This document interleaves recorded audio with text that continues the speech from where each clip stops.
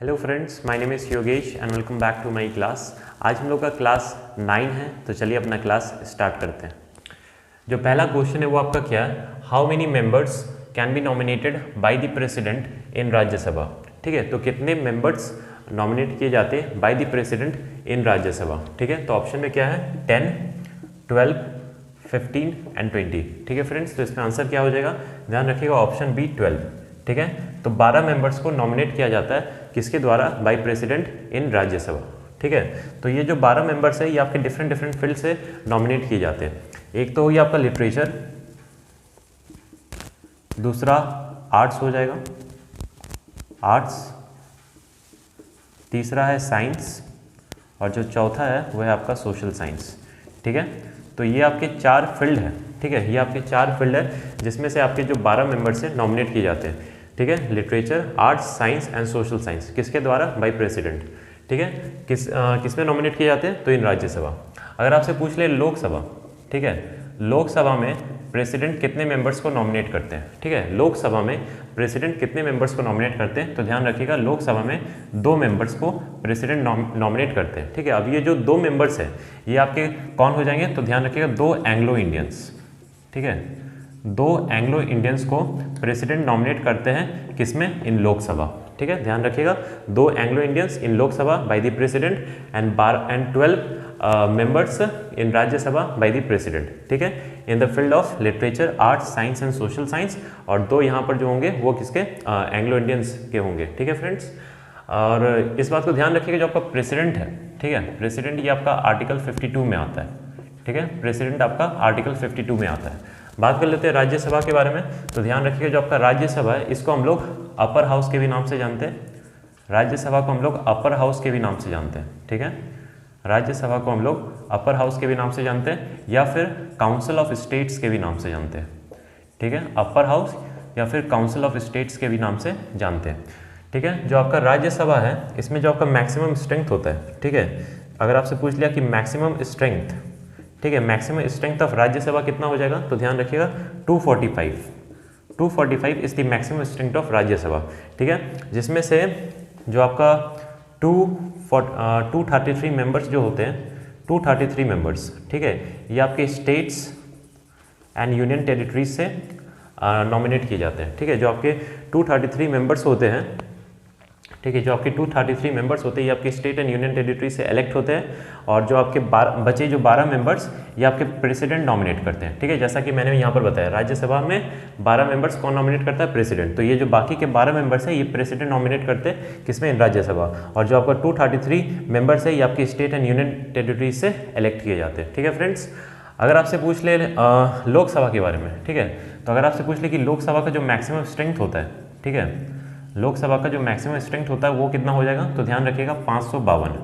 ठीक है, लोकसभा का जो मैक्सिमम स्ट्रेंथ है वो कितना है, 552, और राज्यसभा का कितना है, 245। ठीक है, लोकसभा का कितना मैक्सिमम स्ट्रेंथ हो गया, 552, जिसमें से अभी जो करंट स्ट्रेंथ है, ठीक है, जो अभी जो करंट स्ट्रेंथ है लोकसभा का वो कितना है, ध्यान रखिएगा वो कितना हो जाएगा, 545। ठीक है, 545 ये आपका करंट स्ट्रेंथ है लोकसभा का। ठीक है, ध्यान दीजिएगा 545 ये आपका 545 ये आपका करंट स्ट्रेंथ है किसका, लोकसभा का है। ठीक है, जिनमें से आपका जो 533 मेंबर्स है, ठीक है, 533 जो मेंबर्स हैं ये आपके स्टेट से, ठीक है, 530, एक मिनट, 530, 13, 3, 4, 5, हाँ ठीक है, ये ध्यान रखिएगा ये थोड़ा सा गलती हो गया, 530 मेंबर्स जो होते हैं, ठीक है, 530 मेंबर्स, ठीक है, ध्यान रखिएगा जो 552 है इसमें से जो आपका करंट स्ट्रेंथ है लोकसभा का ये कितना है, 545, और मैक्सिमम कितना स्ट्रेंथ हो सकता है, तो 552 हो सकता है। लेकिन अभी फिलहाल जो करंट स्ट्रेंथ है लोकसभा का वो कितना है, 545, और इसमें से 545 में से 530 जो मेंबर्स होते हैं ये आपके स्टेट से इलेक्ट किए जाते हैं। ठीक है, 530 मेंबर्स स्टेट से इलेक्ट किए जाते हैं, बचे जो आपके 13 मेंबर्स ये आपके यूनियन टेरिटरी से इलेक्ट किए जाते हैं। ठीक है, यूनियन टेरिटरी से, और जो 2 मेंबर्स होते हैं, जो आपके 2 मेंबर्स होते हैं ये होते हैं एंग्लो इंडियंस। ठीक है, जो 2 मेंबर्स बचे वो कौन होते हैं, एंग्लो इंडियंस, जो कि प्रेसिडेंट नॉमिनेट करते हैं, जैसा कि मैंने यहाँ पर आपको बताया।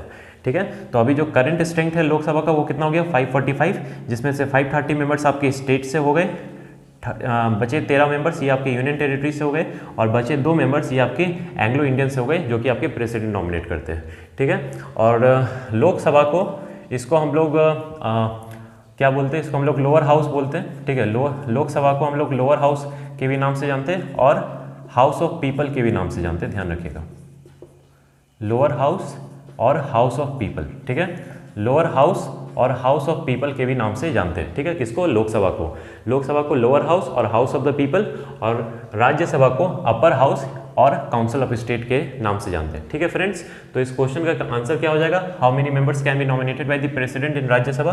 तो ऑप्शन बी 12, ठीक है, 12, ठीक है फ्रेंड्स। तो इस क्वेश्चन में आपको इतनी बातें पता होनी चाहिए, और अब हम लोग आगे देखते हैं, ठीक है फ्रेंड्स। जो अपना सेकंड क्वेश्चन है वो क्या है? What is the capital of Iran?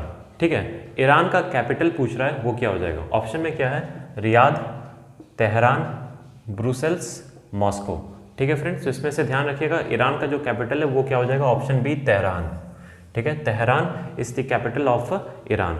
अगर पूछ ले कि जो आपका ईरान है, ईरान का करेंसी, ईरान का करेंसी क्या हो जाएगा? तो ध्यान रखिएगा रियाल, ठीक है। ईरान का करेंसी क्या हो जाएगा? रियाल हो जाएगा, ठीक है। रियाद ऑप्शन में देख लेते हैं, जो आपका रियाद है ये आपका किसका कैपिटल है? तो ध्यान रखिएगा, Riyadh is the capital of Saudi Arabia, ठीक है। सऊदी अरेबिया का जो कैपिटल है वो आपका क्या हो जाएगा? रियाद हो जाएगा, ठीक है। और जो सऊदी अरेबिया में जो आपका करेंसी चलता है वो क्या हो जाएगा? तो ध्यान रखिएगा रियाल, ठीक है। सऊदी अरेबिया का भी जो करेंसी है वो क्या है? रियाल है, ठीक है। तो कंफ्यूज नहीं करिएगा, ईरान का भी जो आपका करेंसी है वो भी रियाल है, और सऊदी अरेबिया का जो करेंसी है वो भी क्या है? रियाल है, ठीक है। और सऊदी अरेबिया का जो कैपिटल है वो क्या हो जाएगा? रियाद हो जाएगा। ब्रुसेल्स की बात करें तो ब्रुसेल्स किसका कैपिटल है? तो ध्यान रखिएगा बेल्जियम, ठीक है। अगर आपसे पूछ लिया कि बेल्जियम का कैपिटल क्या हो जाएगा, तो ध्यान रखिएगा ब्रुसेल्स हो जाएगा, ठीक है। बेल्जियम का कैपिटल क्या हो जाएगा? तो ध्यान रखिएगा ब्रुसेल्स, पता होनी चाहिए। और जो कैपिटल ऑफ ईरान जो कि क्वेश्चन पूछ रहा है उसका आंसर क्या हो जाएगा? बी तेहरान, ठीक है फ्रेंड्स। अब हम लोग थर्ड क्वेश्चन की तरफ देखते हैं। जो आपका थर्ड क्वेश्चन है वो क्या कह रहा है? Who on the miss world title in 1966, ठीक है। तो क्वेश्चन ध्यान से देखिएगा, पूछ रहा है who on the miss world title in 1966। 1966 में जो आपकी मिस वर्ल्ड जो बनी थी, मिस वर्ल्ड टाइटल का जो किताब जिन्होंने जीता था वो कौन थी? तो ऑप्शन में क्या है? रीता फैरिया, ऐश्वर्या राय, युक्ता मुखी एंड प्रियंका चोपड़ा, ठीक है फ्रेंड्स। तो इसमें आंसर क्या हो जाएगा? ध्यान रखिएगा ऑप्शन ए रीता फैरिया, ठीक है। रीता फैरिया ये आपकी मिस वर्ल्ड बनी थी कब? इन 1966। अगर आपसे पूछ ले कि 1994 में मिस वर्ल्ड कौन बनी थी, 1994 में मिस वर्ल्ड कौन बनी थी? तो ध्यान रखिएगा ऐश्वर्या राय। 1994 में मिस वर्ल्ड का जो किताब जीता था वो किन्होंने जीता था? तो ध्यान रखिएगा ऐश्वर्या राय बच्चन जी ने आपका 1994 में किताब जीता था, किसका? मिस वर्ल्ड का। और 1966 में कौन हो जाएगी? रीता फैरिया। अगर आपसे पूछ ले 1999 में जो आपकी मिस वर्ल्ड बनी थी वो कौन थी? तो ध्यान रखिएगा युक्ता मुखी। युक्ता मुखी मिस वर्ल्ड आपकी बनी थी कब? 1999 में। और अगर आपसे पूछ ले 2000 में जो आपकी मिस वर्ल्ड बनी थी वो कौन हो जाएगी? प्रियंका चोपड़ा, ठीक है। तो सारे मैंने लिख दिए हैं। जो आपका 2000 है उसमें जो आपकी मिस वर्ल्ड बनी थी वो हो जाएगी प्रियंका चोपड़ा। और अभी लेटेस्ट में जो 2017 में जो आपकी मिस वर्ल्ड बनी थी वो कौन है? तो ध्यान रखिएगा वो हो जाएगी आपकी मनुषी चिल्लर, ठीक है। मनुषी चिल्लर ये आपकी मिस वर्ल्ड कब बनी थी? 2017 में, ध्यान रखिएगा 2017 में मिस वर्ल्ड बनी थी मनुषी चिल्लर, ठीक है फ्रेंड्स। तो थर्ड क्वेश्चन का आंसर क्या हो जाएगा? Who on the miss world in 1966? तो वो हो जाएगी रीता फैरिया, ठीक है। काफ़ी इंपॉर्टेंट है, ध्यान रखिएगा। और सारे मैंने लिख दिए कौन कब कब आपका मिस वर्ल्ड बना था, ठीक है फ्रेंड्स। तो इस क्वेश्चन में आपको इतनी बातें पता होनी चाहिए। और अब हम लोग आगे देखते हैं, ठीक है। यहाँ पर एक बात आप करेक्ट कर लीजिएगा, मॉस्को का जो मॉस्को किसका कैपिटल है? तो ध्यान रखिएगा Moscow is the capital of Russia, ठीक है। मैंने गलती से चाइना लिख दिया था, उसे आप करेक्ट कर लीजिएगा। मॉस्को किसका कैपिटल है? तो ध्यान रखिएगा रशिया का है। और रशिया का जो आपका करेंसी हो जाएगा वो क्या हो जाएगा? रूबल, ठीक है। तो बस ये आप करेक्ट कर लीजिएगा, मैंने गलती से यहाँ पर चाइना लिख दिया था रशिया की जगह, ठीक है। तो Moscow is the capital of what? Russia. और रशिया का जो करेंसी है वो क्या हो जाएगा? रूबल हो जाएगा, ठीक है फ्रेंड्स। तो अब हम लोग आगे देखते हैं, ठीक है फ्रेंड्स। जो अपना फोर्थ क्वेश्चन है वो क्या है?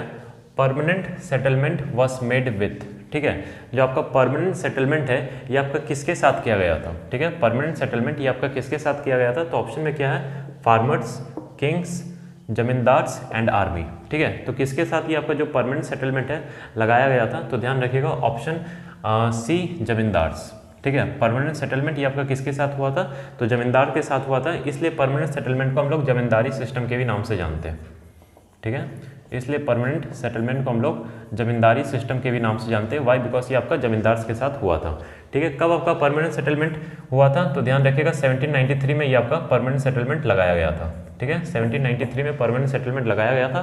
कहाँ पर लगाया गया था, तो ध्यान रखिएगा बंगाल में, ठीक है। बंगाल में 1793 में आपका परमानेंट सेटलमेंट इंट्रोड्यूस किया गया था, किसके साथ, जमींदार के साथ। और कौन थे जिन्होंने आपका परमानेंट सेटलमेंट इंट्रोड्यूस किया था, तो ध्यान रखिएगा दैट इज लॉर्ड कॉर्नवालिस, ठीक है। लॉर्ड कॉर्नवालिस ने आपका परमानेंट सेटलमेंट इंट्रोड्यूस किया था बंगाल में 1793, किसके लिए, जमींदार के लिए, ठीक है। किनके रिकमेंडेशन पे लॉर्ड कॉर्नवालिस ने आपका परमानेंट सेटलमेंट इंट्रोड्यूस किया था, काफी इंपॉर्टेंट क्वेश्चन है, तो ध्यान रखिएगा जॉन सोर, ठीक है। जॉन सोर, ठीक है। जॉन सोर के रिकमेंडेशन पे लॉर्ड कॉर्नवालिस ने आपका परमानेंट सेटलमेंट इंट्रोड्यूस किया था, किसके रिकमेंडेशन पे, जॉन सोर के रिकमेंडेशन पे। किसने किया था, लॉर्ड कॉर्नवालिस ने इंट्रोड्यूस किया था, काफी इंपॉर्टेंट है, ध्यान रखिएगा, ठीक है। लॉर्ड कॉर्नवालिस को हम लोग father of civil services in India के भी नाम से जानते हैं। लॉर्ड कॉर्नवालिस को फादर ऑफ सिविल सर्विसेज, ठीक है। लॉर्ड कॉर्नवालिस को father of civil services in India के भी नाम से जानते हैं, काफ़ी इंपॉर्टेंट है, ध्यान रखिएगा। लॉर्ड कॉर्नवालिस को हम लोग father of civil services in India के भी नाम से जानते हैं, ठीक है फ्रेंड्स। तो इस क्वेश्चन में आपको इतनी बातें पता होनी चाहिए। और अब हम लोग आगे देखते हैं, जो आपका 5th क्वेश्चन है वो क्या है, Indian institute of remote sensing is located in, ठीक है। जो आपका Indian institute of remote sensing है, ये आपका कहाँ पर लोकेटेड है, ऑप्शन में क्या है, दिल्ली, मुंबई, गोवा, देहरादून, ठीक है फ्रेंड्स। तो आंसर क्या हो जाएगा, Indian institute of remote sensing, ये आपका देहरादून में लोकेटेड है, काफ़ी इंपॉर्टेंट है, ध्यान रखिएगा। देहरादून में आपका Indian institute of remote sensing located है। देहरादून में आपका इंडियन इंस्टीट्यूट ऑफ फॉरेस्ट भी लोकेटेड है, ध्यान रखिएगा। देहरादून में आपका इंडियन इंस्टीट्यूट ऑफ फॉरेस्ट भी देहरादून में लोकेटेड है। और एक और बात ध्यान रखिएगा, Indian institute of petroleum, Indian institute of petroleum, ठीक है, ये भी आपका कहाँ पर लोकेटेड है, देहरादून में, काफ़ी इंपॉर्टेंट है, ठीक है। Indian institute of forest Dehradun, Indian institute of petroleum Dehradun, और यहाँ पर तो देख ही रहे Indian institute of remote sensing, ये भी आपका देहरादून में लोकेटेड है। गोवा में बात कर लें तो गोवा में ध्यान रखिएगा इंडियन ओशन साइंस इंस्टीट्यूट, ठीक है, इंडियन ओशन साइंस इंस्टीट्यूट, ये आपका कहाँ पर लोकेटेड है, तो ध्यान रखिएगा ये आपका गोवा में लोकेटेड है। तो ध्यान रखिएगा गोवा में आपका इंडियन ओशन साइंस इंस्टीट्यूट, ये आपका कहाँ पर लोकेटेड है, गोवा में लोकेटेड है। बात कर ले दिल्ली में, तो दिल्ली में ध्यान रखिएगा दिल्ली में आपका national defence college, sorry national defence academy, ठीक है, नेशनल डिफेंस एकेडमी, ये आपका कहाँ पर लोकेटेड है, तो ध्यान रखिएगा ये आपका दिल्ली में लोकेटेड है। मुंबई में ध्यान रखिएगा, मुंबई में आपका इंडियन कैंसर रिसर्च इंस्टीट्यूट, ठीक है, मुंबई में आपका इंडियन कैंसर रिसर्च इंस्टीट्यूट, ये आपका कहाँ पर लोकेटेड है, तो ध्यान रखिएगा ये आपका मुंबई में लोकेटेड है, ठीक है फ्रेंड्स। तो इस क्वेश्चन में आपको इतनी बातें पता होनी चाहिए। और आज के लिए बस इतना ही। अगर आपको मेरी वीडियो पसंद आती है तो प्लीज़ इसे लाइक करें, शेयर करें एंड सब्सक्राइब करें, and I am going to meet you in the next video. Thank you.